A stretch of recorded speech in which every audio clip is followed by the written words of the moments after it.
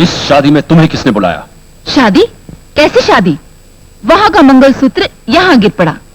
इससे साफ जाहिर है कि ये शादी नहीं होगी।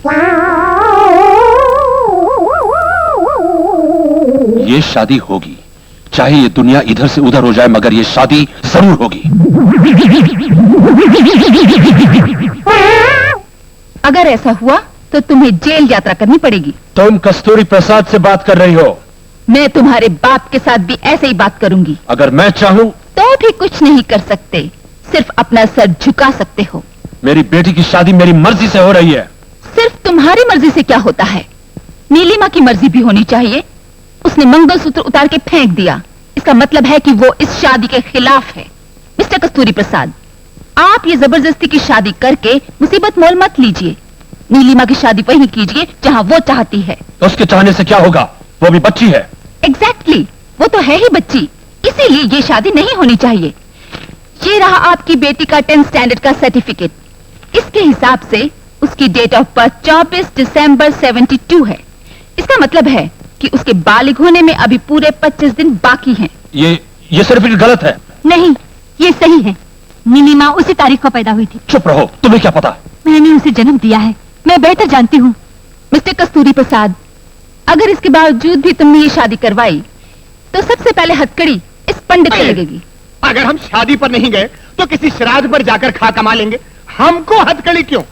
अबे उठ मोटू, रोड रोलर की तरह हर जगह सेटल हो जाता है। अबे अपना सामान समेत दुकान बंद कर। भैया बैठो, जजमान बहुत पैसा देंगे। और पुलिस भी ऐसे डंडे मारेगी कि जीवन भर नहीं भूल सकेगा। अशुभ पांव, अशुभ पांव। जिधर जाओ बेड़ा गर्क। वो सक्सेना साहब के विवाह में गया हार्ट अटैक, वो मेहरा साहब के घर में गया उल्टियां, और अब इधर पुलिस और हथकड़ी। अब बजर बच्चों की तरह क्या देख रहा है? उठ, उठ। अगर आप सब भी अपना आशीर्वाद देना चाहेंगे तो आप भी मुसीबत में फंस जाएंगे। एक तो आशीर्वाद दें, ऊपर से मुश्किलों का सामना करें। उठो भाई उठो, चलो सब।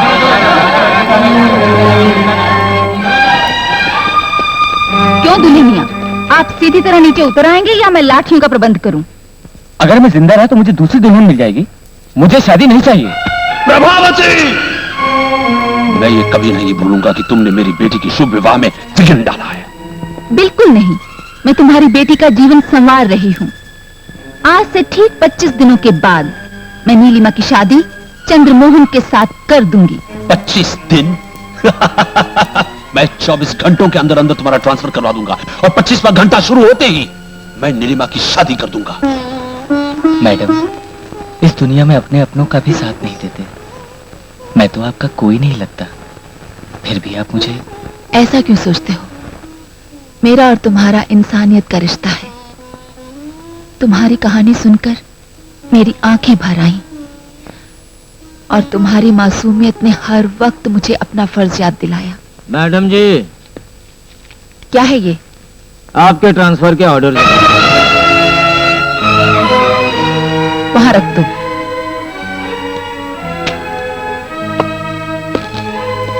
मैडम, फिक्र मत करो। अगर कस्तूरी प्रसाद के पास दौलत की ताकत है तो मेरे पास ईमानदारी की ताकत है। मैं तुम दोनों की शादी किए बिना यहां से नहीं जाऊंगी। इतनी अच्छी भली गाइड को क्यों काट रहे हो? छोटे छोटे स्लिप्स लिख सकते हो ना। दोबारा कौन लिखेगा? मुझ में इतना सब्र नहीं है। देखो, लेकिन सावधान रहना, आजकल टीचर्स लोग बहुत स्ट्रिक्ट हो गए हैं। पकड़े गए ना तो स्कूल से निकाल दिए जाओगे। आप मेरी फिक्र मत कीजिए, आपने तो घर में ही बार खोल रखी है। अपना ख्याल रखिए, मम्मी के आने का वक्त हो गया है। अरे आज परवाह नहीं है, बम्बई जाने वाली है ना, जल्दी में होगी। आज तो उसको पता भी नहीं चलेगा कि दारू की बात कहां से आ रही है। अरे मम्मी आ गई।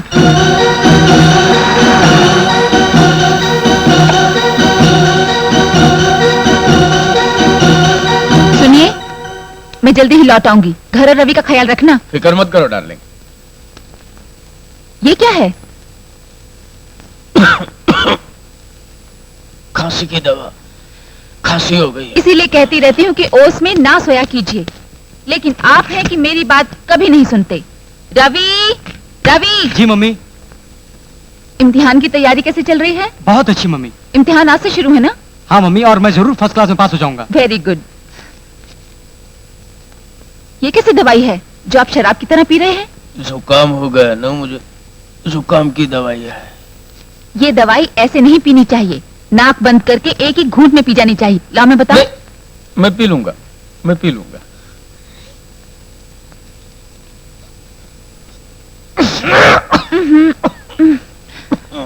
बस लाओ ग्लास मुझे दो, मैं धो दूं। नहीं, जुकाम बहुत खतरनाक होता है, उसके जर्म्स तुम्हें लग जाएंगे। तुम बम्बई जा रही हो ना, सबको जुकाम हो जाएगा। मैं धो के लाता हूँ। क्या हुआ? चोट तो नहीं लगी?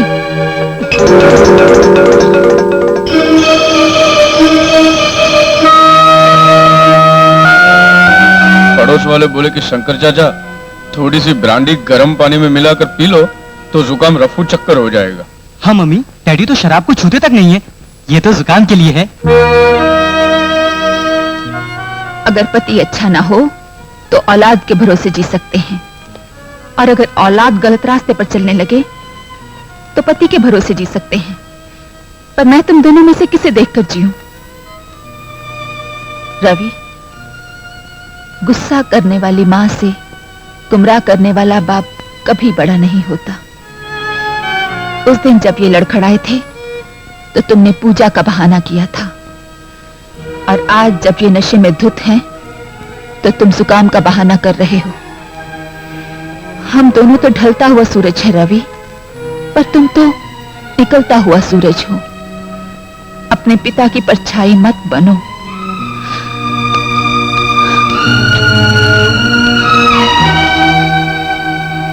रवि, पेपर ध्यान से लिखना। लाखों का डोनेशन देना मेरे बस की बात नहीं है। अगर अच्छे नंबर आए तभी तुम्हें इंजीनियरिंग में दाखिला मिल सकेगा। कम इन।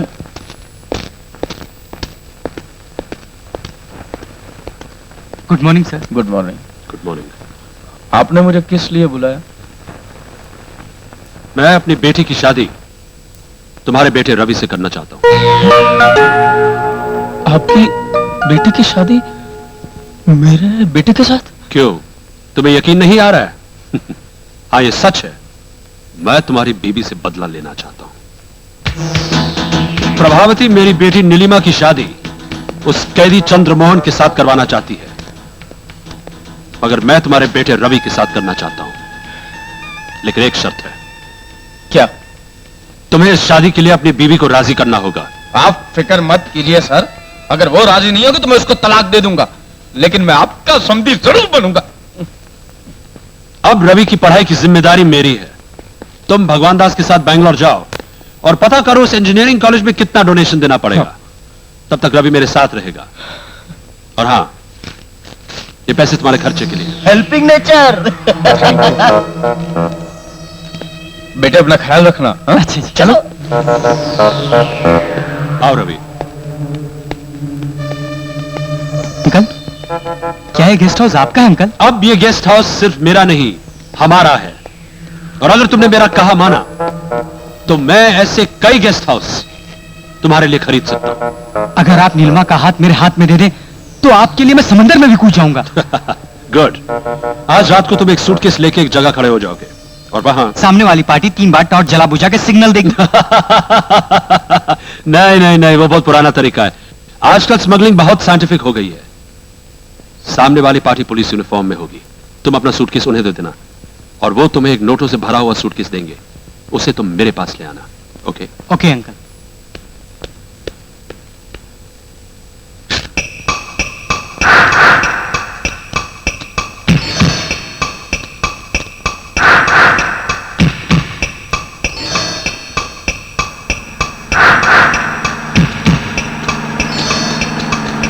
Stop stop stop. Hello sir, आइए, माल देखिए ना। हाँ दिखाओ। नोट लाए? हाँ लाया हूँ ना। ये क्या, कहा था कि पैसे देंगे? देंगे बच्चे, स्टेशन में देंगे। छोड़ दो मुझे, छोड़ दो मुझे, छोड़ दो, छोड़ दो मुझे, छोड़ दो। Thank you mister Kasturi Prasad, information देके आपने स्मगलर को पकड़वा दिया। अरे कस्तूरी प्रसाद, तूने अपनी बेटी की शादी मेरे साथ करवाने का लालच देकर मुझसे स्मगलिंग करवाई और मुझे पकड़वा दिया। देखना अब मैं तेरे साथ क्या करूंगा। छोड़ दो मुझे, छोड़ दो।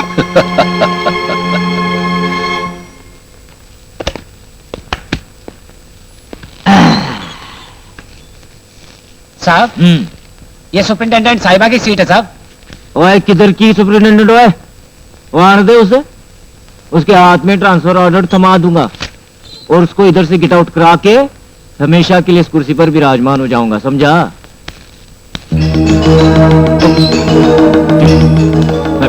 गुड मॉर्निंग मैडम जी। वो आपके ट्रांसफर ऑर्डर जी, वो जी। कुत्ते को दरवाजे के बाहर ही बैठना चाहिए और आदमी को घर के अंदर ही। मिस्टर सुशील कुमार, बुजुर्गों ने कहा है कि अगर कुत्ते को सिंहासन पर बिठा दिया जाए। ऐसी बात नहीं है मैडम जी, वो आज एक नया कैदी आ रहा है, उसके एडमिशन की तैयारियां हो रही हैं। नया कैदी? कौन है वो? मैडम जी यही है वो नया कैदी।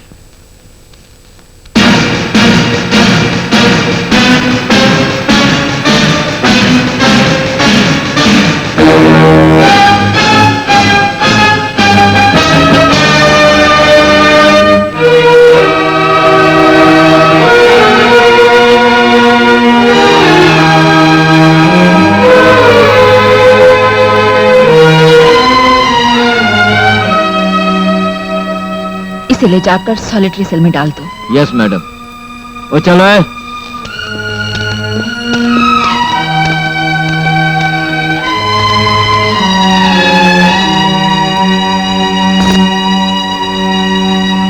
नमस्ते शेठ। नमस्कार। इतने दिन कैसे लग गए? अरे कैसे नहीं लगेगा शेठ, जब करस्पॉन्डेंट साहब कॉलेज में वेट करते तो आपके ये समधी टाइट होकर अपने कमरे में गुल, और नशा उतरने के बाद जब ये कॉलेज में पहुंचते तो कॉलेज से करस्पॉन्डेंट साहब गुल। अरे भगवान दास साहब ही मेरे कमरे में स्कॉच की बोतल रख देते थे, उसको देखकर मेरे मुंह में पानी भर आता था। तुम्हारी राह देख देख कर मैंने तुम्हारे बेटे को आज ही बैंगलोर भेज दिया हवाई जहाज से। आपने मेरे बेटे को हवाई जहाज से भेज दिया? Helping nature. Thank you. सुना है तुम्हारी बीवी वापस आ गई है। जाओ और उसे रवि के बारे में खुशखबरी सुनाओ। हाँ।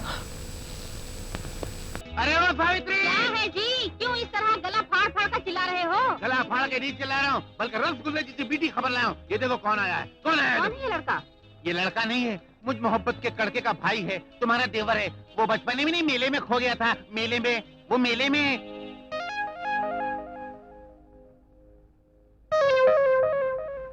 गौर से देखो, मुझे देखो, इसे देखो, इसे देखो, मुझे देखो, शक्ल मिला के देखो, मिलती है ना?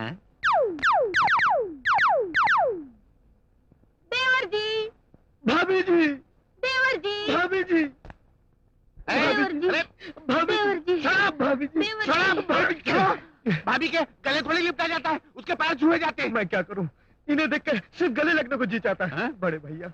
बड़े भैया? हाँ। तुमने मुझे बड़े भैया कहा तो मुझे ऐसे लगा जैसे मैं सारे वोटर चिल्ला रहे हो, सेवाग्राम सीतापुरी जिंदाबाद, सेवाग्राम सीतापुरी जिंदाबाद। अरे ये तो कुछ नहीं, आप कहे तो देश का नेता सेवाग्राम सीतापुरी जिंदाबाद ये नारे भी लगा सकता हूँ। क्यों नहीं, मैं हूँ इसी लायक, सिर्फ टांग से मार खा गया हूँ, वरना सारे देश को टांग देता। लगता है। तुम एक काम करो, तुम यहाँ बैठो, मैं तुम्हारी भाभी के साथ ऑमलेट के बारे में डिस्कस करके आता हूँ। भाभी जी। नहीं, तुम बैठो। सावित्री चलो।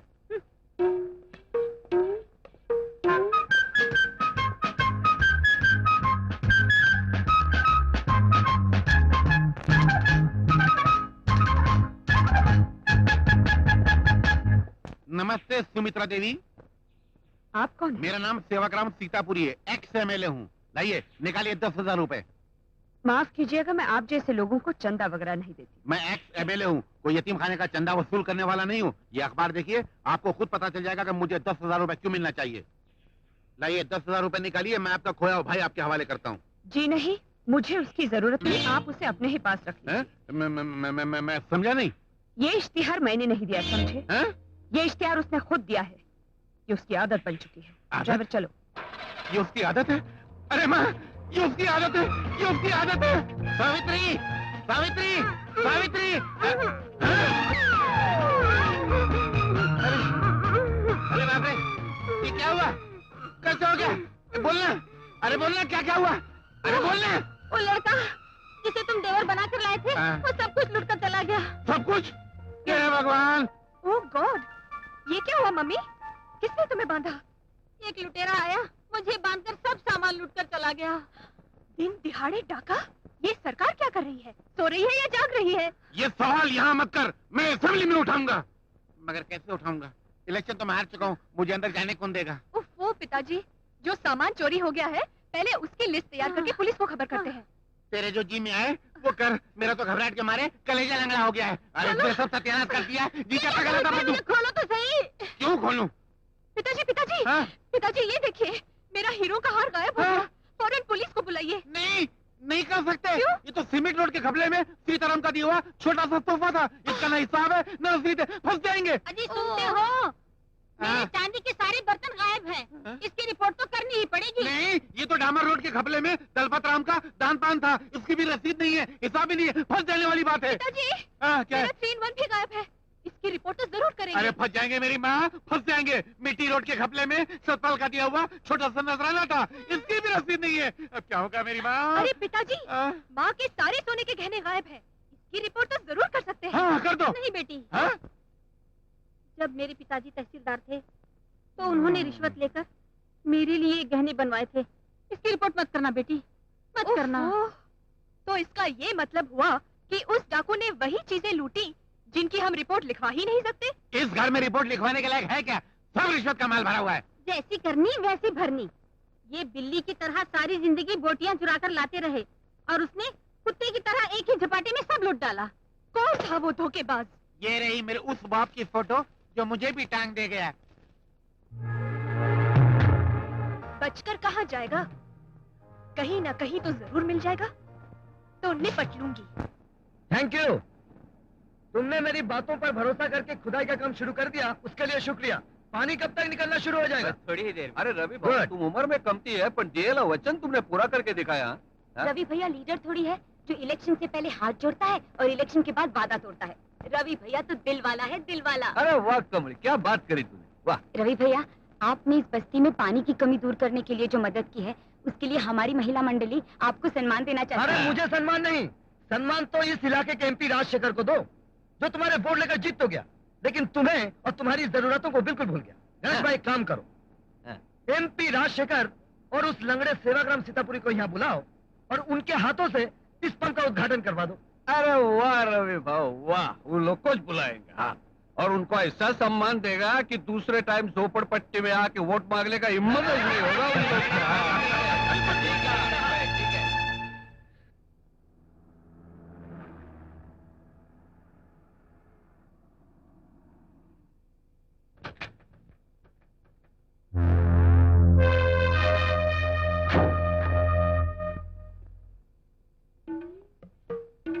नमस्ते।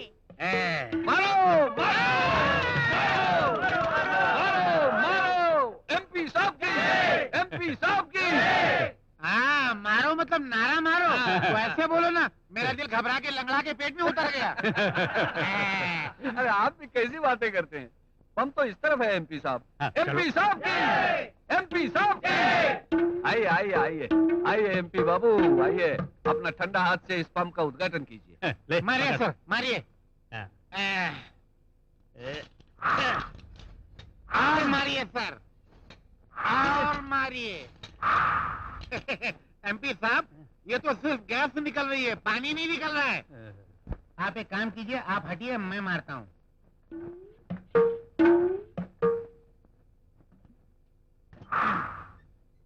मारो और मारो।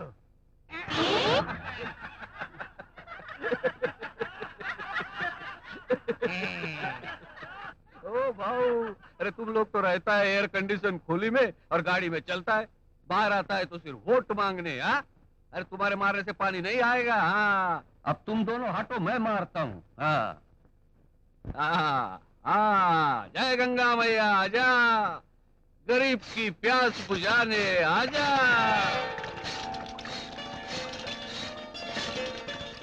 अरे गणेश भाई, ये उद्घाटन तुमने किया या इन्होंने? हार किसे पहनाओ? अरे बुद्धू, ला इधर, मैं अपने हाथों से पहनाता हूँ। आज मैं बेहद खुश हूं। राजा भागीरथ ने हिमालय की चोटियों से गंगा मैया को हम तक पहुंचाया था, बिल्कुल उसी तरह जिसने आज धरती के गर्भ से पानी निकलवा कर आप लोगों तक पहुंचाया है। वो महान इंसान हमारे सामने आए, हम उसे मुबारकबाद देना चाहते हैं।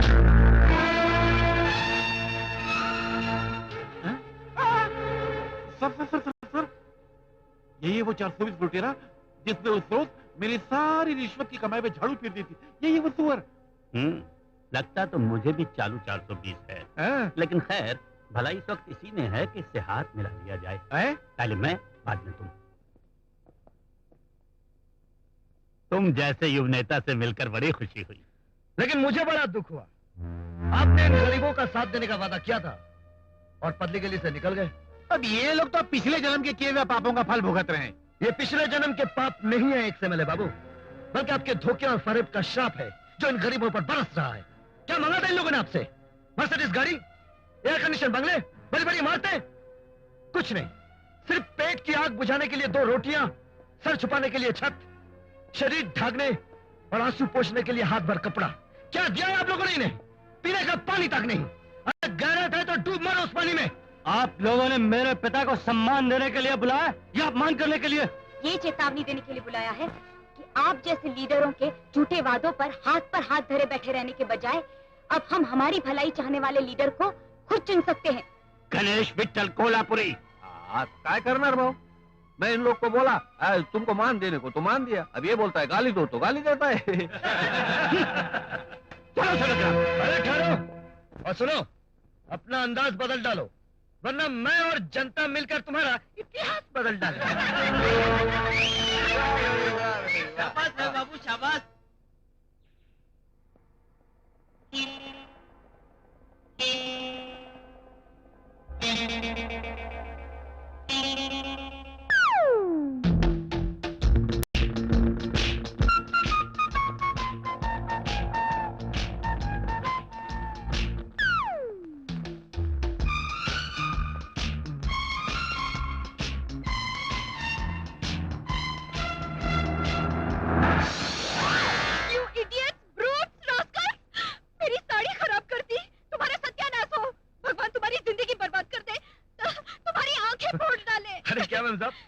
जरा सी साड़ी खराब हो गई तो ऐसे रो रही हो जैसे कोई किसी की मौत पे रोता है। तो फिर मैं और क्या करूं? मैं नौकरी के इंटरव्यू के लिए जा रही थी, कितने दिनों के बाद बुलावा आया था। अब आप ही बताइए, मैं ऐसे कीचड़ से लथपथ साड़ी में जाऊंगी तो क्या वो मुझे नौकरी देंगे? नहीं देंगे, नहीं देंगे। हे भगवान, मेरी जिंदगी में मायूसी के अंधेरे के सिवा कुछ भी नहीं। मेरे बूढ़े माँ बाप घर में मेरी राह देखते होंगे, मैं उनसे क्या कहूंगी? खाली हाथ घर जाने के बजाय आत्महत्या कर लेना बेहतर होगा। यहाँ कहीं करीब में आपको किसी गहरे कुएं का पता है क्या? क्यों? मैं उसी में कूदकर आत्महत्या कर लेती हूँ। इससे पहले आप फिल्मों में काम करती थी।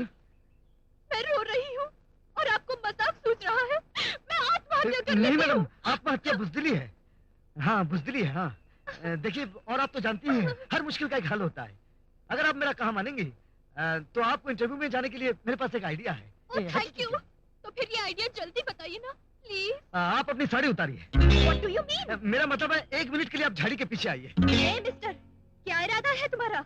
आप मुझे गलत समझ रही हैं। आप झाड़ी के पीछे जाकर साड़ी उतारिए, मैं अपनी पैंट और शर्ट उतारकर आपको देता हूँ। आप वो पहनकर अपनी इंटरव्यू में जाइए, आपको अपनी नौकरी मिल जाएगी और वापस आकर मेरे कपड़े दे देना।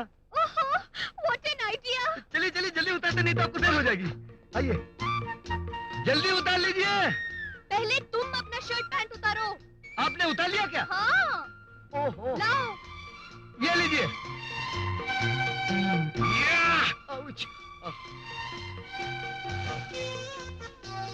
जरा लूज है। मर्दाना साइज के है ना।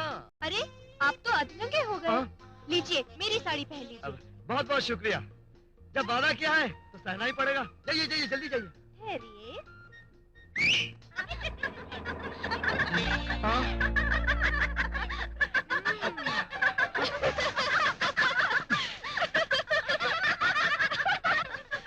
महाभारत में भगवान श्री कृष्ण ने द्रौपदी को साड़ी दी थी और इस कलयुग के कृष्ण ने देखो मुझे शर्ट पैंट दे दिया। ए मिस्टर दिलवाला, ये सब देखकर तो तुम्हारा सर चकरा रहा होगा ना? जानते हो मैं कौन हूँ? श्री सेवक राम सीतापुरी की बेटी।